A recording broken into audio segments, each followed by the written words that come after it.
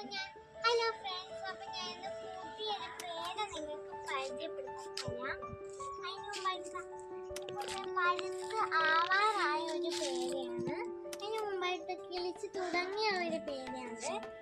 നമുക്ക് കിറ്റ് കെട്ടി വെച്ചേക്കുവാണ്. അപ്പൊ നമുക്ക്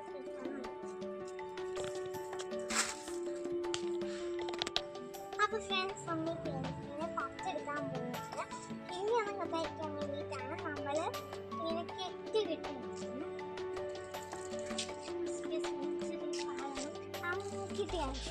അപ്പോൾ ഇതാണ് നമ്മുടെ പേരയ്ക്ക.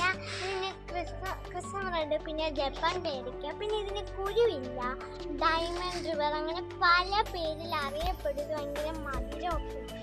പിന്നെ സംഭവങ്ങളുണ്ട്. ഇതിൽ നമ്മുടെ ഡ്രാഗൺ ഫ്രൂട്ട് ഉണ്ട്, അവിടെയുണ്ട് ഇവിടെയുണ്ട്. അപ്പോൾ കിളിച്ച് ആ ഒരു നമ്മൾ ഇന്ന് പറിച്ച് നമ്മുടെ ജപ്പാൻ പേര അല്ലെങ്കിൽ റിവർ ഡയമണ്ട് അങ്ങനെ പല പേരിൽ അറിയപ്പെടുന്ന നമ്മുടെ പേരയ്ക്ക. അപ്പോൾ ഞാൻ കാണിച്ചു തരാം നിങ്ങൾക്ക്. സീഡ് വളരെ കുറവാണ്. ഫ്രണ്ട്സ്, ഇതാണ് നമ്മൾ ഇന്ന് മുറിച്ച ജപ്പാൻ പേര. നമ്മളിങ്ങനെ കട്ട് ചെയ്ത് വെച്ചിട്ടുണ്ട്. സീഡ് കുറവുള്ള പേര. അപ്പം നമുക്ക് ഇതൊന്ന് ടേസ്റ്റ് ചെയ്തിട്ട് ഇതെങ്ങനെയാണ് നമുക്ക് പറയാം. എടുത്തിട്ടുണ്ട്. നല്ല ക്രിസ്പിയാണ്, നല്ല സ്വീറ്റാണ്. സാധാ പേരക്കേക്കാളും ഭയങ്കര സ്വീറ്റാണ്.